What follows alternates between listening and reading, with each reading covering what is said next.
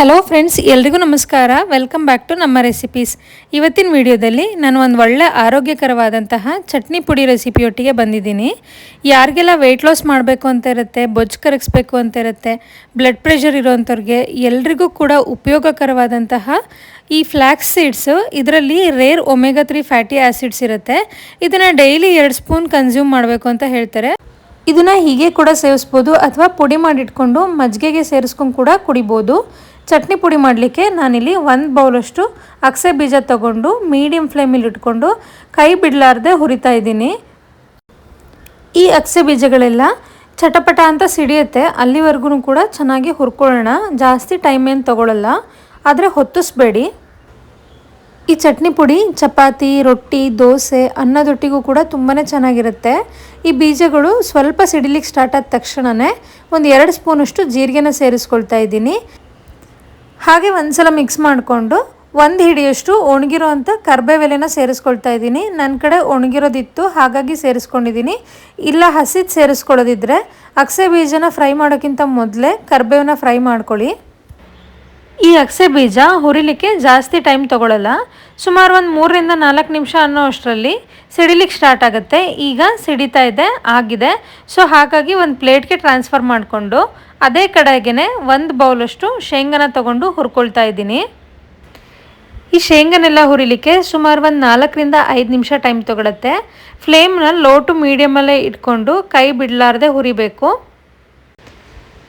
ಈಗ ಇದನ್ನೆಲ್ಲ ಹುರಿದಿದ್ದು ಆಗಿದೆ. ಗ್ಯಾಸ್ ಫ್ಲೇಮ್ನ ಆಫ್ ಮಾಡಿಬಿಟ್ಟು ಒಂದು 5 ರಿಂದ 10 ನಿಮಿಷ ಹಾಗೇ ಬಿಡ್ತೀನಿ. ಎಲ್ಲ ತಣ್ಣಗಾದ ನಂತರ ಶೇಂಗಾ ಸಿಪ್ಪೆನ ತೆಗೆದು ಸೇರಿಸ್ಕೊಳ್ತಾ ಇದ್ದೀನಿ.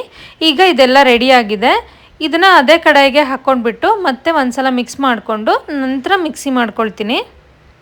ನಾನಿಲ್ಲಿ ಚಟ್ನಿ ಪುಡಿ ಮಾಡಲಿಕ್ಕೆ ಸಣ್ಣ ಜಾರನ್ನೇ ಬಳಸ್ತಾ ಇದ್ದೀನಿ. ಯಾಕೆ ಅಂತ ಮುಂದೆ ಹೇಳ್ತೀನಿ. ಈ ಜಾರ್ಗೆ ಹುರಿದಿಟ್ಕೊಂಡಿರೋ ಮಿಶ್ರಣನ ಸ್ವಲ್ಪ ಸೇರಿಸ್ಕೊಂಡು ಇದರೊಟ್ಟಿಗೆ ಒಂದು 2 ಚಮಚದಷ್ಟು ಬೆಲ್ಲನ ಸೇರಿಸ್ಕೊಳ್ತಾ ಇದ್ದೀನಿ. ರುಚಿಗೆ ತಕ್ಕಷ್ಟು ಉಪ್ಪು, ಹಾಗೆಯೇ ಒಂದು 3 ಎಸಳು ಬೆಳ್ಳುಳ್ಳಿ ತಗೊಳ್ತಾ ಇದ್ದೀನಿ. ಇದು ತುಂಬಾ ದಪ್ಪ ಇರೋದ್ರಿಂದ ನಾನು 3 ಎಸಳು ತೊಗೊಂಡಿದ್ದೀನಿ. ನೀವೇನಾದರೂ ನಾಟಿ ಬೆಳ್ಳುಳ್ಳಿನ ಬಳಸ್ತಾ ಇದ್ದರೆ 1 ಗಡ್ಡೆ ಪೂರ್ತಿಯಾಗಿ ಸೇರಿಸ್ಕೊಳ್ಳಿ. ಹಾಗೆಯೇ ಖಾರಕ್ಕೆ ಎಷ್ಟು ಬೇಕೋ ಅಷ್ಟು ಹಚ್ಚ ಖಾರದ ಪುಡಿ ಸೇರಿಸ್ಕೊಂಡು ನಂತರ ಉಳಿದಿಟ್ಟಿರೋ ಮಿಶ್ರಣನ ಪೂರ್ತಿಯಾಗಿ ಸೇರಿಸ್ಕೊಳ್ತಾ ಇದ್ದೀನಿ. ಇದನ್ನು ಒಂದು ಸಲ ಈ ಥರ ತರ್ತರಿಯಾಗಿ ಗ್ರೈಂಡ್ ಮಾಡಿಕೊಂಡು ನಂತರ ಎಣ್ಣೆನ ಸೇರಿಸ್ಕೊಳ್ತಾ ಇದ್ದೀನಿ. ಅಡುಗೆಗೆಲ್ಲ ಬಳಸ್ತೀವಲ್ವ, ಅದೇ ಎಣ್ಣೆನ ಒಂದು 2 ಚಮಚದಷ್ಟು ಸೇರಿಸ್ಕೊಂಡು ಮತ್ತೊಮ್ಮೆ ಮಿಕ್ಸಿ ಮಾಡ್ಕೋಬೇಕಾಗತ್ತೆ. ನಾನಿಲ್ಲಿ ಮಿಕ್ಸರ್ನ ರನ್ ಮಾಡಬೇಕಾದ್ರೆ ಆಪೋಸಿಟ್ ಡೈರೆಕ್ಷನಲ್ಲಿ ರನ್ ಮಾಡ್ತಾ ಇದ್ದೀನಿ, ನೋಡ್ತಿರ್ಬೋದು. ಹಾಗೆ ಇದನ್ನೆಲ್ಲ ಒಂದ್ಸಲ ಚೆನ್ನಾಗಿ ಮಿಕ್ಸ್ ಮಾಡ್ಕೊಂಡ್ಬಿಟ್ಟು ಉಪ್ಪು ಖಾರನ ಚೆಕ್ ಮಾಡ್ಕೊಳ್ಳೋಣ. ಕಡಿಮೆ ಇದ್ದಲ್ಲಿ ಈ ಟೈಮಲ್ಲಿ ಸೇರಿಸ್ಕೋಬೋದು. ನನಗಿಲ್ಲಿ ಉಪ್ಪು ಖಾರ ಎಲ್ಲ ಕರೆಕ್ಟ್ ಇದೆ. ಇದರೊಟ್ಟಿಗೆ ಮತ್ತೊಂದು ಸಲ ಇನ್ನೊಂದು ಚಮಚದಷ್ಟು ಎಣ್ಣೆನ ಸೇರಿಸ್ಕೊಂಡ್ಬಿಟ್ಟು ಮಿಕ್ಸಿನ ಉಲ್ಟಾ ರನ್ ಮಾಡ್ಕೊಳ್ತಾ ಇದ್ದೀನಿ. ಖಾನಾವಳಿಗಳಲ್ಲೆಲ್ಲ ಸಿಗೋ ಚಟ್ನಿ ಪುಡಿ ತುಂಬಾ ರುಚಿಯಾಗಿರುತ್ತೆ.